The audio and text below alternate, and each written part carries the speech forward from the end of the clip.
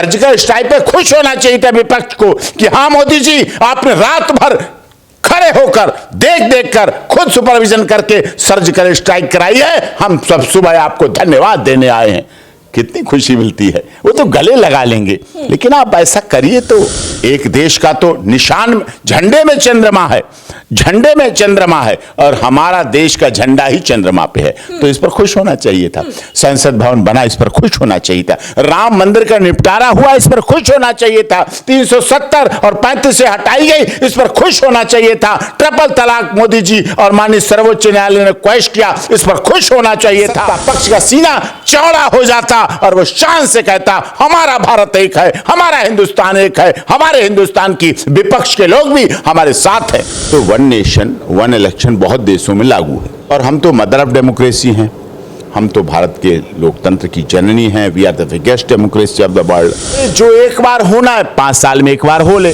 नमस्कार, मैं cell Bhardwaj, Navyug TV देख रहे हैं आप। एक विषय काफी चर्चा में है इस समय, वन नेशन वन इलेक्शन, यानी एक देश एक चुनाव। लेकिन अब बात आती है कि अगर ये लागू होगा तो इससे कितने बदलाव देखने को मिल सकते हैं।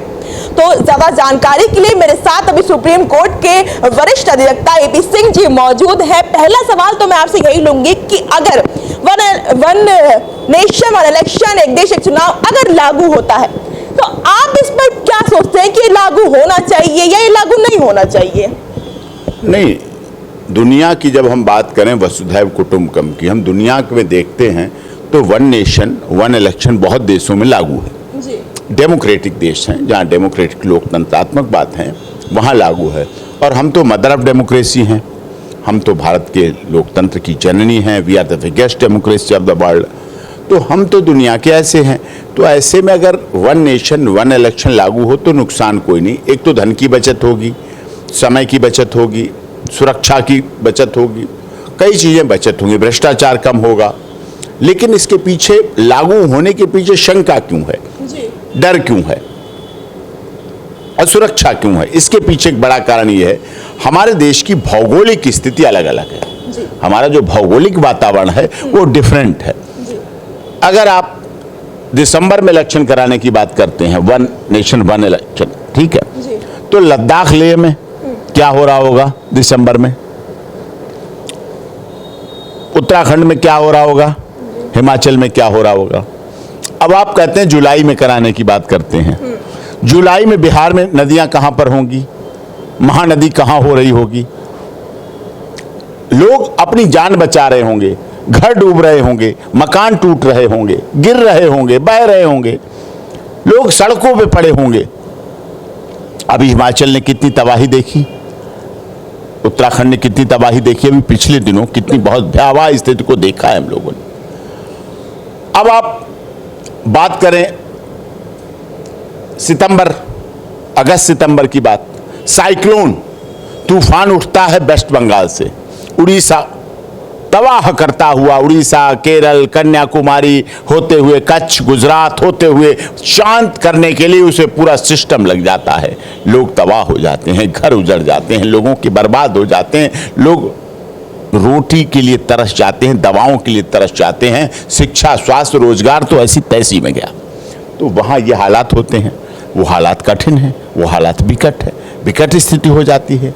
तो ऐसे में ये सब कुछ होते समय, ये सब जो कुछ होता है, अब कहीं ठंड पड़ रही है तो कहीं गर्मी पड़ रही है। हमारा देश विभिन्नताओं वाला देश है, विभिन्नता में एकता है हमारी। गुवाहाटी भी हमारी है, अटक से कटक तक हमारी है, चौपाटी हमारी है, कश्मीर है, कन्याकुमारी, हमारा ये सब जुड़ा हुआ है। लेकिन जहाँ विभिन्नताओं में एकता की बात करने के लिए एक ऐसा समय निकाला जाना, एक साथ होना, अब ये बात हुई। अभी भी हमारे देश में जो शिक्षा का माध्यम चल रहा है, अभी हम विकसित नहीं हुए हैं, अभी विकासशील है हम। हमारा देश आगे बढ़ रहा है, मोदी जी के नेतृत्व में भी बढ़ रहा है, देश की महामहिम राष्ट्रपति जी के नेतृत्व में बढ़ रहा है, विपक्ष भी अपना सहयोग कर रहा है, जैसे तैसे हो सकता है भाई, उनकी अपनी सत्ता के प्रति अलग लोलुपता है, सत्ता अपना अलग कार्य कर रही है। तो ये अभी भी हमारा इलेक्शन कमीशन ऑफ इंडिया दुनिया के अन्य देशों की तुलना में बहुत उसे वोटिंग के लिए प्रचार करना पड़ता है। चुनाव के लिए प्रचार करना पड़ता है। आज भी हमारे देश में चुनाव चिन्ह पर वोट पड़ते हैं। कहीं हाथ का निशान है, तो कहीं कमल का फूल है, तो कहीं हाथी है, तो कहीं झाड़ू है, तो कहीं कोई है। ये चुनाव चिन्ह के आधार पर, मतलब व्यक्ति के लिए नहीं, लड़ता चुनाव व्यक्ति है, लेकिन चुनाव में वोट पड़ते हैं चुनाव चिन्ह। इसका मतलब हमारे यहाँ भी अशिक्षा है, हमारे चुनाव में भी अशिक्षा है। 99% वोटिंग नहीं हो पाती है। 50, 40, 45, 55, 56, 60% वोटिंग हो जाती है, तो हम सीना फाड़ के कहते हैं हमने आज बहुत बड़ी वोटिंग कर ली है। 65% वोटिंग कर ली, 35% फिर भी नहीं हुई। सोचिए, 35% लोगों ने अपने प्रतिनिधि को चुनना ही पसंद नहीं किया, मतदान स्थल पर जाना पसंद नहीं किया, वोट डालना पसंद नहीं किया, वहां गए ही नहीं। ये बड़ी बात है। तो इन सब बातों को देखते हुए हमारा विविधताओं वाला देश है। ये छोटी बात नहीं है। जब यूक्रेन और रूस में युद्ध हो रहा शुरू हुआ था, तो हमारे MBBS के छात्र वहां यूक्रेन में भी थे और रूस में भी फंसे हुए थे। भारत के प्रधानमंत्री ने एक बार कहा, यूक्रेन से भी रूस से भी, कि सुनो, युद्ध अपना करना, लेकिन अगर हमारा कोई मेडिकल छात्र, छात्रा और भारतीय अगर राष्ट्रीय ध्वज लेकर आ रहा है, राष्ट्रीय ध्वज हमारा उसकी गाड़ी पर, बस पर, कार पर कहीं भी लगा है, उसके ऊपर अगर दोनों देशों ने खरोंच भी मार दी तो मिट्टी में मिला देंगे। ये क्या था? देश का था, प्रधानमंत्री का था रूप। और देखिए, हमारे राष्ट्रीय ध्वज के साथ चाहे बांग्लादेशी आ गए, हमें कोई बात नहीं, चाहे पाकिस्तानी आ गए, अफगानिस्तानी आ गए यूक्रेन और रूस से, लेकिन सुरक्षित आ गए, सब निकल के आ गए, बाहर आ गए। कितनी अच्छी बात रही, बहुत अच्छी बात रही, होना चाहिए ऐसा। आपकी बात मैं पूरी समझ रही हूँ, आपने बहुत अच्छी तरीके से विस्तार से मैं समझाने की कोशिश करी है, लेकिन कुछ के द्वारा यह भी कहा जा रहा है कि ये तो लोकतंत्र के लिए बहुत ही ज्यादा घातक हो जाएगा, घातक परिणाम कहीं इसके निकल के ना आ जाए। नहीं, लोकतंत्र के लिए घातक क्यों हो जाएगा? कमेटी बनाई है, देश के पूर्व महामहिम रहे राष्ट्रपति रामनाथ कोविंद जी अध्यक्ष हैं, सदस्य बनाए गए, बुद्धिजीवी लोग बनाए गए, विपक्ष को भी मौका दिया गया अपनी राय दें, सब दलों को मौका दिया गया, सब पार्टियों को, संगठनों को, स्वयंसेवी संगठनों को मौका दिया गया अपनी ओपिनियन दे। उसके बाद आगे प्रोसीडिंग हो, सुधार करें, परिवर्तन संसार का नियम है। अब होता क्या, 5 साल में कितने इलेक्शन होते हैं और इलेक्शन मोड में ही रहता है पूरा देश। उससे नुकसान क्या? बच्चों की पढ़ाई प्रभावित होती है, दुकानदारी प्रभावित होती है, फैक्ट्री इंडस्ट्री प्रभावित होती है। क्या होता है, हमारे बिहार में लोकल चुनाव शुरू हुए, उत्तर प्रदेश में लोकल चुनाव शुरू है, राजस्थान में लोकल बॉडी के चुनाव अभी भी उपचुनाव है उत्तर प्रदेश होते हैं। तो लोकल चुनाव अब बिहार, उत्तर प्रदेश, राजस्थान, पंजाब में काम कर रहा है, हरियाणा में काम कर रहा है, गुजरात में काम कर रहा है। ये तो हमारा संघीय ढांचा है, इधर से उधर, उधर से उधर काम करते हैं। अब चुनाव होता है, चुनाव के लिए वो जाते हैं, वोट डालने जाते हैं, हफ्ता 10 दिन लग जाता है इसी में। वो जाना, चुनाव के लिए जाना पड़ता है। गांव से फोन आया, उन प्रधान जी का आया, उन नगर पालिका का आया, सदस्य का आया, मेयर का आया, नगर पालिका पंचायत अध्यक्ष का आया, चुनाव में जाना है। फिर थोड़े दिन बाद विधायक के चुनाव है, अब MLA के लिए करना है, अब MLA के लिए शुरू हो गया, अब MLA में जाना है। फिर मेंबर ऑफ पार्लियामेंट के लिए कोई इतना नहीं बुलाता है, वो ज्यादा वोटों की बात होती, कोई आए ना आए, लेकिन फिर उसका खुद का मन कहता है कि हमें मोदी जी को बनाना है, हमें इंडिया को बनाना है, हमें इंडिया को जिताना है, या मोदी जी को जिताना है, या हमें अमित शाह जी के हाथ मजबूत करने, हमें राजनाथ सिंह जैसा रक्षा मंत्री चाहिए, या हमें अमित शाह जैसा गृह मंत्री चाहिए, या हमें योगी जैसा मुख्यमंत्री चाहिए, तो भाग के वोट डालने जाता है। एक काम, राजनीतिक वैमनस्यता भी बढ़ती है। अरे जो एक बार होना है 5 साल में एक बार हो ले। तंत्र सुरक्षित रहना चाहिए, ये मैं कहूंगा। लोकतंत्र का संरक्षण होना चाहिए, मैं कहूंगा। भारत के संविधान की मान्यता बढ़नी चाहिए, कम नहीं होनी चाहिए। ये देश 140 करोड़ लोगों का है, गुवाहाटी से चौपाटी, कन्याकुमारी से कश्मीर तक के लोगों का है, सबकी भागीदारी है।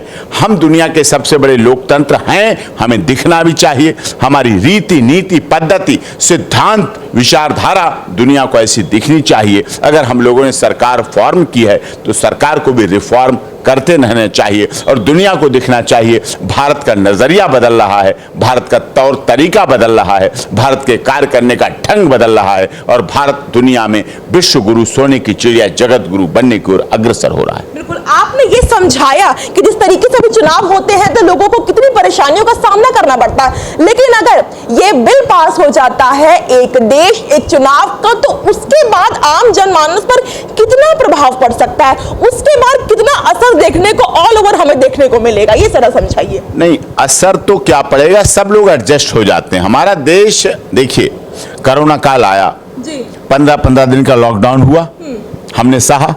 हमारे देश के प्रधानमंत्री 15 दिन बाद आ जाते थे टीवी स्क्रीन पर, भाइयों बहनों 15 दिन के लिए और बढ़ाते हैं। हमने झेला, लेकिन हमने दवाएं भी बनाई, हमने वैक्सीन भी बनाई, हमने वैक्सीन लगवाई भी, हमने लोगों को भूखे भी नहीं मरने दिया, हमने लोगों के स्वास्थ्य की भी चिंता की। देश की सरकार ने लोगों के स्वास्थ्य, चाहे ताली बजवाई, चाहे थाली बजवाई, चाहे दिया जलवाए, चाहे कुछ भी किया, लेकिन देश को स्वस्थ रखने की ओर अग्रसर काम हुआ। हमें कहीं बाहर से भीख तो नहीं मांगनी पड़ी वैक्सीन की, दवाओं की। हम आत्मनिर्भर बने, हमारे अपने यहाँ सब कुछ हुआ। हमने दूसरों को दवाएं दी, ठीक है, ये बात होती है। अब दूसरी बात जो इस पर बहुत महत्वपूर्ण ये है कि जब कोरोना काल हमने देख लिया, कुछ नई चीजों को लाने के लिए कठोर निर्णय लेने पड़ते हैं। डिमोनेटाइजेशन हुआ, मुद्रा विमुद्रीकरण, डिमोनेटाइजेशन दुनिया के एक बड़ा काम था। 140 करोड़ लोगों में, जहां लोगों ने रुपए अपनी माताएं बहनें छुपा छुपा के रखती हैं, डिब्बों में रखती हैं, कोई बिस्तर के नीचे रखती हैं, कोई कहीं दबा के रखती हैं, और रखती किसके लिए? अपने लिए नहीं, अपनी बहन बेटियों के लिए, बच्चों को, अपने हित के लिए रखते हैं सब लोग। पिता रखता है तो बच्चों के लिए रखता है, बच्चों की माँ रखती है तो बच्चों के लिए रखती है, तो सह लेते हैं। लेकिन बात आती है, अगर हम विपक्ष की बात करें तो विपक्ष की अगर बात करें कि वो उसकी कितनी भूमिका रह जाएगी, बढ़ जाएगी, घट जाएगी, या जो रह रही है वही रहेगी, तो विपक्ष को मद्देनजर जरूर रख के हर चीज की जाती है, तो जरा थोड़ी बात उसकी भी हो जाए। विपक्ष तो देखो, विपक्ष तो विरोध करने के लिए विरोध करता है तो अच्छा नहीं लगता। मुद्दे पर आधारित विरोध करे, विषय पर आधारित विरोध करे, उस पर तो अच्छा लगता है। अब विरोध संसद भवन के उद्घाटन पे भी हुआ, नए संसद, क्या मतलब था? विरोध नहीं होना चाहिए था। नए संसद भवन के उद्घाटन पर विरोध हुआ, चंद्रयान 3 पर विरोध हुआ, चंद्रयान 3 जाने पर क्या विरोध होना चाहिए था? खुश होना चाहिए था, कहना चाहिए था बहुत अच्छा, बहुत जल्दी हमारा 2.5 साल में नया संसद बन गया, बड़ी उपलब्धि है, बड़ा काम है और हम इसे अप्रिशिएट करते हैं। खुश होना चाहिए। सब जाते वहां मिलते, वैसे कैंटीन में मिलते हैं, गले मिलते हैं और एक दूसरे से काम कराते हैं, लेकिन जब किसी अच्छे कार्य के लिए जाते हैं तब उनके साथ ऐसा करते हैं, तो ऐसा नहीं होना चाहिए, मिलजुल के करना चाहिए। तो चंद्रयान पे सब जाते, विपक्ष वाले सारे जाते चंद्रयान की सफलता पर, और मोदी जी के गले लग जाते जाकर, इसरो के वैज्ञानिकों से मिलते जाकर, ये मुमकिन है, जितेंद्र सिंह जी से मिलते जाके, जो विज्ञान रक्षा मंत्री हैं, सब राजनाथ सिंह जी को बधाई देते, अमित शाह जी को विपक्ष बधाई देता, अरे सत्ता पक्ष का सीना चौड़ा हो जाता और वो शान से कहता हमारा भारत एक है, हमारा हिंदुस्तान एक है, हमारे हिंदुस्तान की विपक्ष के लोग भी हमारे साथ हैं। जब अच्छाई करे तो अच्छी की तारीफ करो, उसको खुशी से आप आओ, एहसास करो।